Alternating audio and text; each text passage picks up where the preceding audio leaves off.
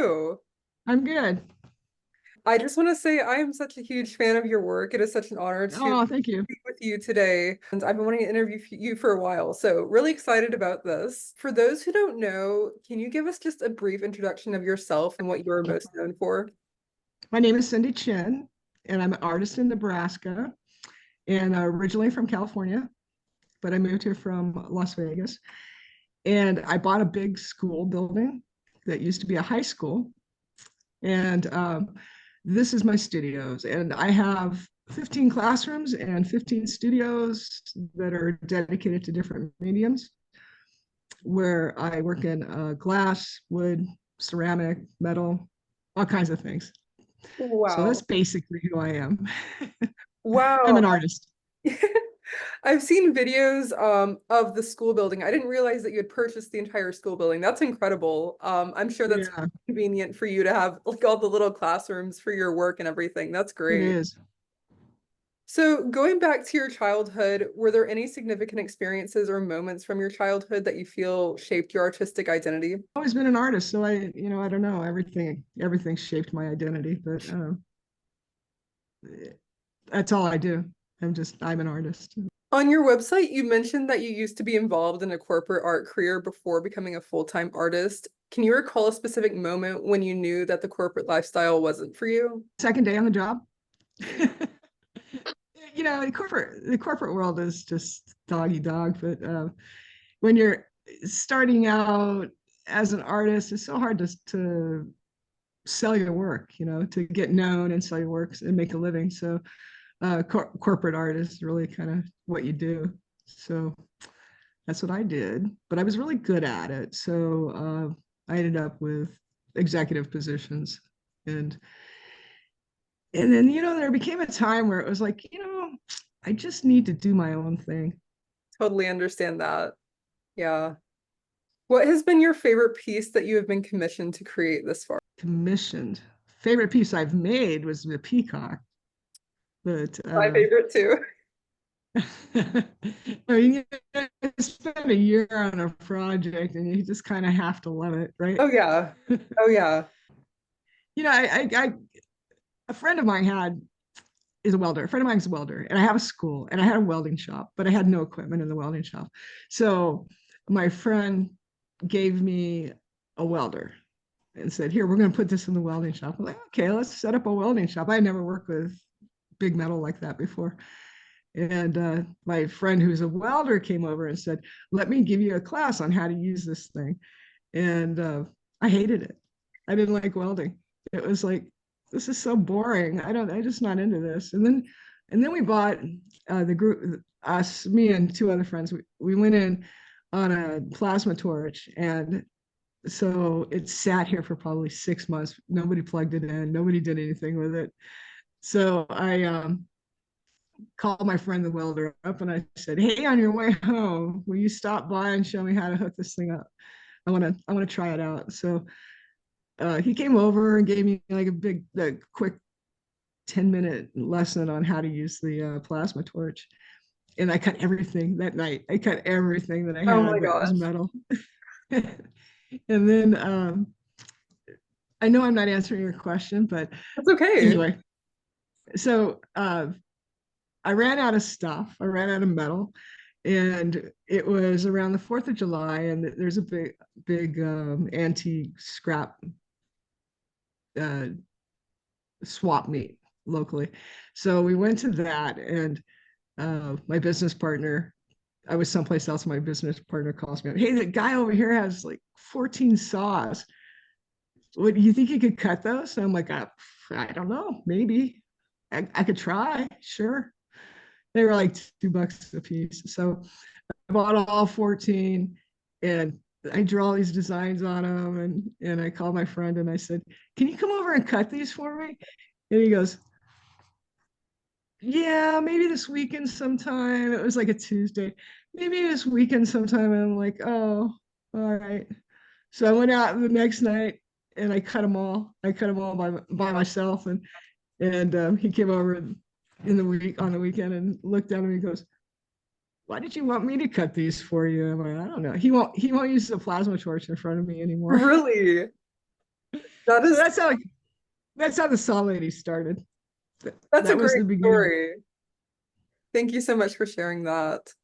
So, for your miniature pencil, I guess sculptures, is that what it would be Mhm. called? How long, They're carvings. They're okay, carvings, but carvings, yeah. yeah. How long on average do those take you? Well, I just finished a circus train, and the circus train has about 6 cars in the engine, and that took me 5 weeks to make.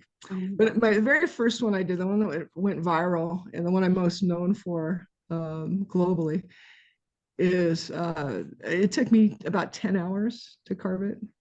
And I look at it now and I'm like, "God, I can't believe how popular this thing is." And as a matter of fact, it's going viral right now. Mhm. But I keep thinking, why don't they show one of the better pencils? But I just had an overhead lamp, magnifying lamp, when I carved that, and it was just something I wanted to do. It was the very first pencil I ever did, Mhm. and it took me 10 hours to do that one. And then I bought a microscope, and so now I can see so much better. Right, The yeah. first one was like, the first one was like, take a picture. Okay, take a picture. I'm done. Take a picture. And I look at the picture and go, oh, I guess I'm not done. I just couldn't see the detail. Yeah, The lines are all crooked. And I'm like, what? This is, I can't leave it like this. I got to fix it. But I couldn't even see to fix it. And then I got the microscope. Oh, it's going to be so much easier with a microscope. Now it takes me 20 hours to carve an engine oh my instead God. of 10 because I Wow. can I can see it, and Yeah, I can put rivets on it, and as long as I have a tool small enough. right. I I end up making most of my tools I make. You make your tools as well? I mean, where would you get it? Something like that. I guess you're right. Yeah, I didn't think about that, but it's just incredible that you're able to do that. Like my hands, I don't think I could ever have like a steady enough hand to be able to do those. Yeah, you need micro movements with micro sculpting. Yeah, exactly. I could not be me, unfortunately. So in February, you traveled to Doha, Qatar for their international exhibit to display your incredible peacock, and this peacock took you 4 years to create, right? I started it in 2020, and I worked on it for about 4 months. About 4 months. And it was supposed to be two peacocks Mhm. fighting in midair, and then the show got canceled because of COVID, Right. and it was canceled 3 more times or 2 more times. And I told the organizers, they said, are you going to bring your peacocks? And I'm like, well, I have one almost done, and I need 6 months to finish the second one. So as long as you tell me by June 1st or April 1st, then yes, I'll bring them. And so May 1st, he's like, so you're bringing the peacocks, right? No, I'm not bringing the peacocks. I don't have enough time to finish them, Right. but I can bring one. So I jumped on it and started and got it finished. So Wow. Can you tell us some more about your experience there, and just the process of creating, the peacocks? in what way? Like, was this your first experience traveling there? Have you traveled there before? What was it like? Was it what you expected it to be like? You want to know the negative? Yes, please. So the first show I was invited to Doha in 2019. Mhm. And when it came time when they were picking artists, they said, the director of the art center there in Doha said, I want that saw lady, that lady that makes saws. And he didn't even know that my company name was the Saw Lady. Oh my So God. I isn't that funny? So it was great. The first show was absolutely amazing, and the people were amazing. And I was the first person to sell a piece of art, and I was the only artist to sell everything I took, and it was great. Wow. And it was just like, this is magic. This is just so wonderful. And then the second show, so that was late 2019, and 2020, like January 2nd, one of the organizers called me and said, I just want to let you know that ahead of time that you've been chosen to come back for the next show. And I want to let you know early, and hopefully, because we had talked about this peacock project before while I was there, and I said, I have this dream. I want to make these two peacocks fighting later. And he says, "Is that enough time to make your peacocks?" And I'm like, "Hell yeah, of course, yes, absolutely."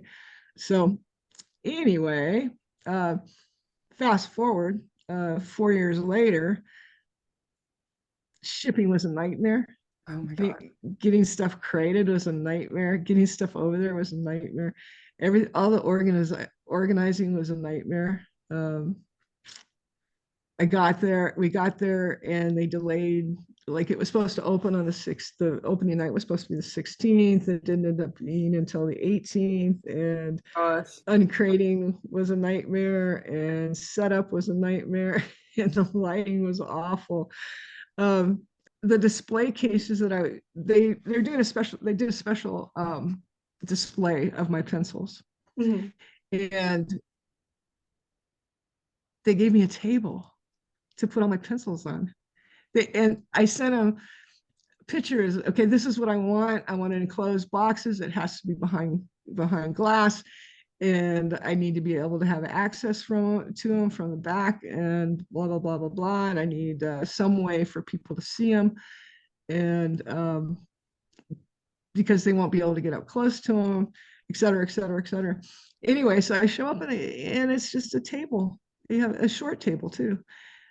So we went getting that all organized was a nightmare. They were supposed to have live video. I brought turntables to put the pencils on in front of microscope cameras so they would spin and then they could be displayed on the screen. And my TV, they didn't have my TV working and they didn't have anything. I mean, all I had was what I brought, which was one camera.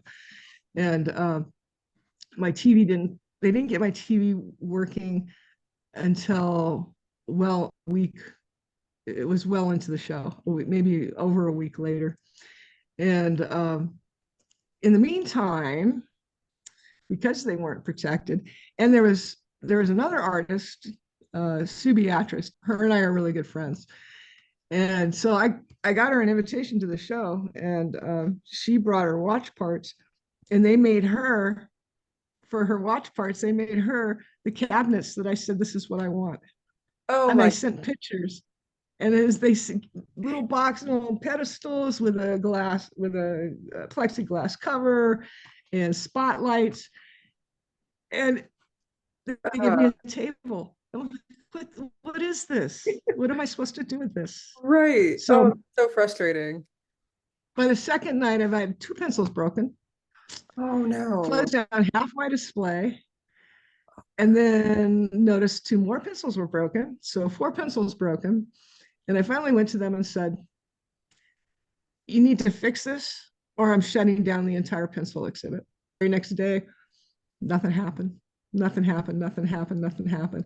And then halfway through the day, they said, "Okay, we're going to put up ropes." All right, put up ropes. So, Wow. but I met some artists and I saw a couple, the people that were there before in 2019. It was good seeing them because we developed such a friendship Right. during that first show. So it was fun seeing them. And, I didn't, new artists, I mean, they were very talented, extremely talented artists and good people. I met some good people. So that part was fun. Have I you don't know. traveled anywhere else for exhibits? Not like that, no. But I did come back inspired to do more recycled art. So I decided it was cold when I got back, and I didn't feel like going to the welding shop, and I was kind of in a funk because of the whole Doha thing. And Right. I came back with a cold, and that didn't help. So I decided to work on start creating with bicycle tires. So have you seen the Wow. Raven? Yes, I have actually. I saw that earlier today. Very cool. Yeah. So that's my new kind of focus is the recycled bike parts and tires and Yeah. stuff. That's incredible. And the medal, of course, but Metal, yeah, as well. I saw that post where somebody left a bicycle, I think outside of your front door. Does yeah. that happen often? Do people just bring you, recycled materials to make art with? Yes, yes, they do.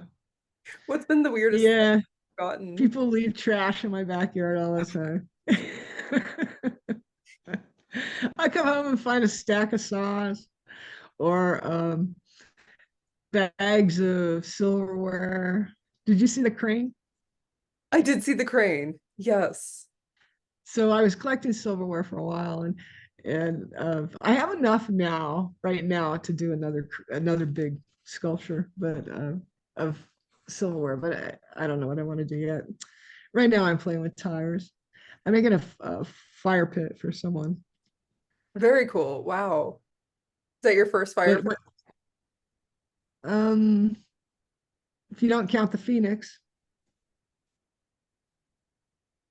it's a wood fire pit. But yeah, I would guess probably that would be my first fire pit. Has there been a major challenge that you have faced in your art career, and how did you overcome the hurdle? Selling artwork. That's the biggest challenge. Um, Making enough money to support myself. Mhm. That's where the saw lady comes in handy. Um, taking that, taking those 14 saws and turning that into a business, a successful business. Mhm. And that was, it's always a challenge to make money, but it's not being an artist is so unpredictable. Mhm. It's like what's going to sell, what's not going to sell.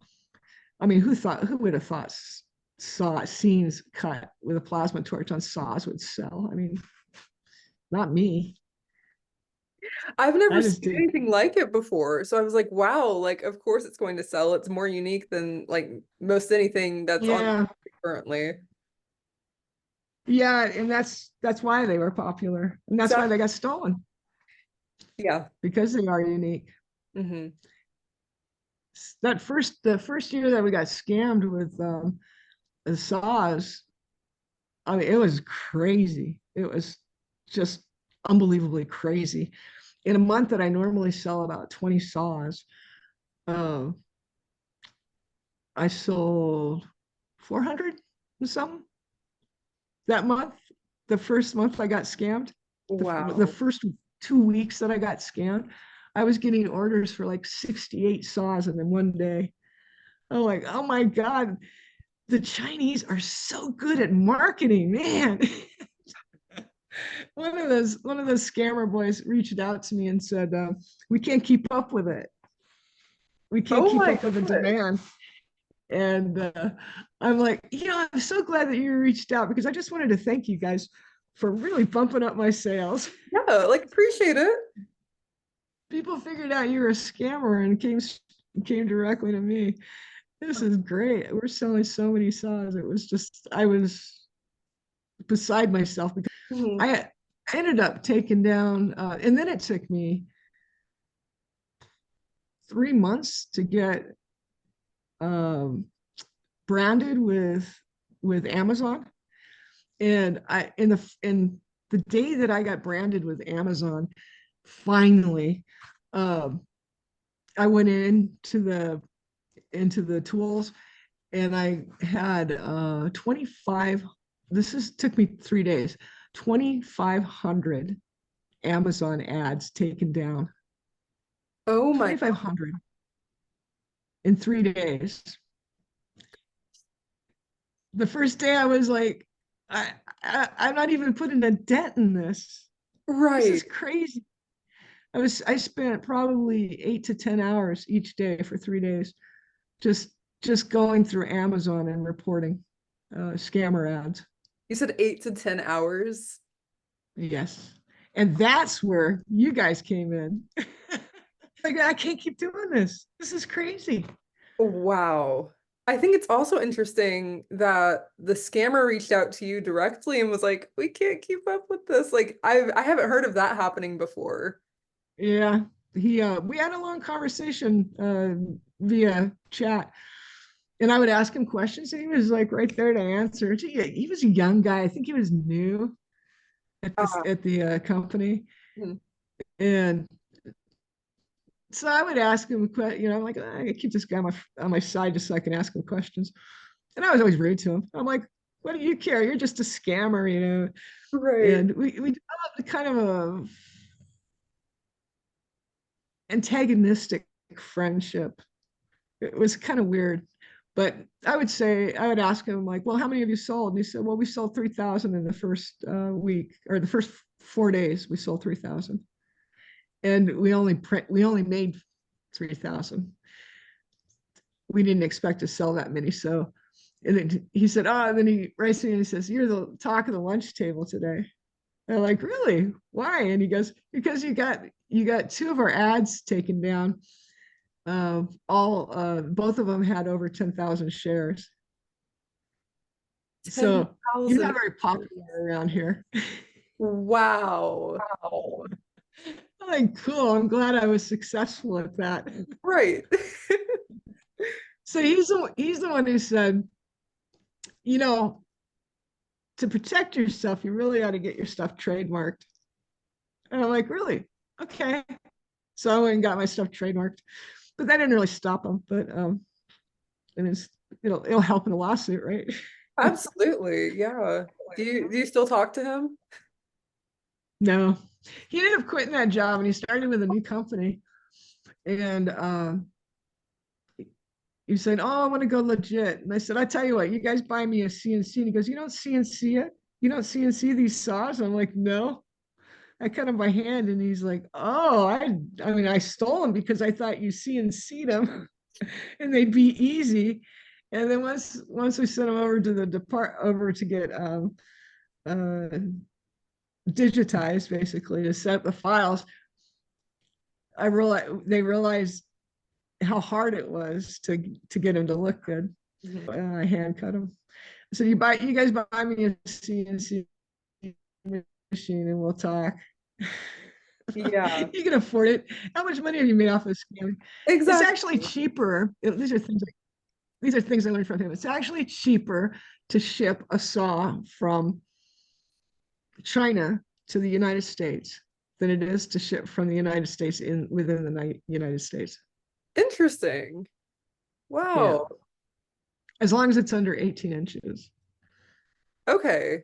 If it's over That's 18, why. more expensive? Yes. So that's why they make everything 18 inches or less. I guess that makes sense. And Yeah. all the scammer stuff. And they don't look at it as crime.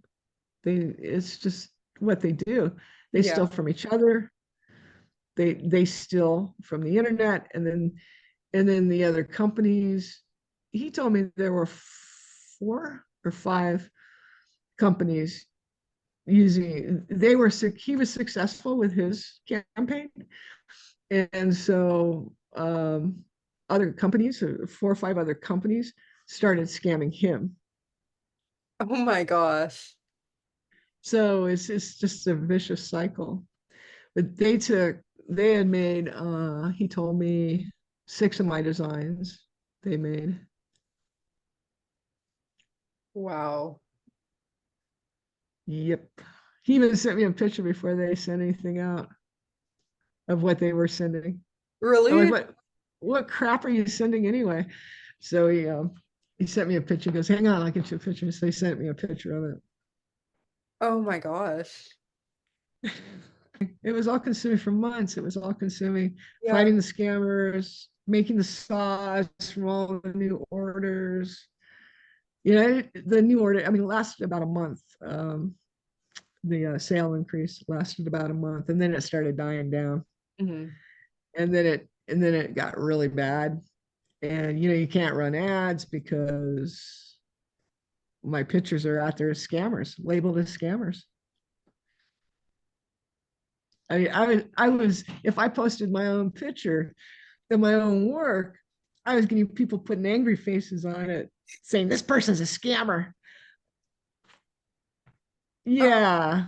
gosh. And how do you combat that? And then I had people coming to the Saw Lady Facebook page and leaving bad reviews. And I explained, I tried to explain to them, you didn't buy that saw from me. Mhm. I'm the one getting scammed. Yeah, Okay, you got scammed too, but it's my work. yeah, I mean, so here you are telling everybody, leaving the bad reviews and telling everybody that I'm a scammer when I'm the one being scammed. I mean, why are you doing that? Yeah. Remove your comment. And they refuse to remove their comment. Well, well, I got scammed, and I think you ought to pay me, reimburse me. I'm not reimbursing you. You didn't buy from me. Exactly. Oh my So gosh. that happened. So that was a nightmare. Wow. Is that still occurring or has it died down since QTI is It's died. out? It's died down because of you guys, because you guys were able to um, help me get rid of all the ads. And that's another thing that cracks me up is all these scammers are using my signature, my trademark signature. Because they don't understand, they don't realize it's my signature Right. They just think it's part of, I guess, part of the piece. design that they're stealing. That's how accurate they were trying to be. Oh my God. Oh my God. Yeah, What advice would you give to aspiring artists who may be working a 9 to 5 office job and aren't sure how to pursue art full time? find the time to create and try and find your market. You need to find your people, the people that want your work. And once you do that, and you start getting established, then you just kind of go with it. Then Mhm. somebody at work will do something to piss you off and you'll quit. But it's good, it's good to have that option to be able to, when you do have a 9 to 5 job, and it's good to have that option to go, you know, I'm going to try and I have this business started with my craft, and I'm going to get serious. And that's what it takes, getting serious about it. You'll never get serious when you're working with, or it's more difficult to get serious when you're working a 9 to 5 job that you hate. Mhm. So, are there any upcoming projects, exhibits, or events that you would like to share with everybody listening? Oh, gosh. Well, I've got my retired art series that I'm working on. What I'm creating is a traveling exhibit, Ooh, and it's all the whole exhibit will be made out of bicycle tires and bike parts, wow. and it will include a lot of information on recycling um, rubber and things like that. So I'm hoping to have the traveling retired art sculpture exhibit um, up and running before the end of the year. Where do you hope to take the exhibit? I think that with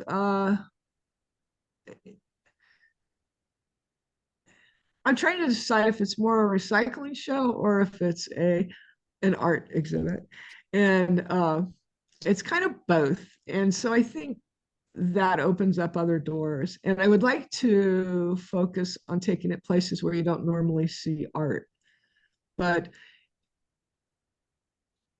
it's a family show, and I am hoping to do it globally, nationally and globally. So uh, shipping it off, taking it places, and the dream is to build more than one show that travels around. So just lease it out for different venues, or take it to bicycle fairs. That would be And really cool. I'm looking at an e-bike show in Colorado, uh, which is in June, I believe. So I'm looking at that, and like I said, I want to take it places where you don't normally see art, Mhm. and where in communities where there is a large bike community, cycling community. That's incredible. And I'm not looking for galleries and things like that. But If you find yourself in Nashville, we would love to have you here. oh, thank you. Find me a place in Nashville when I'm done, Yeah. and I will gladly come that way. Thank you so much for spending some time with me today. I've really, really enjoyed this.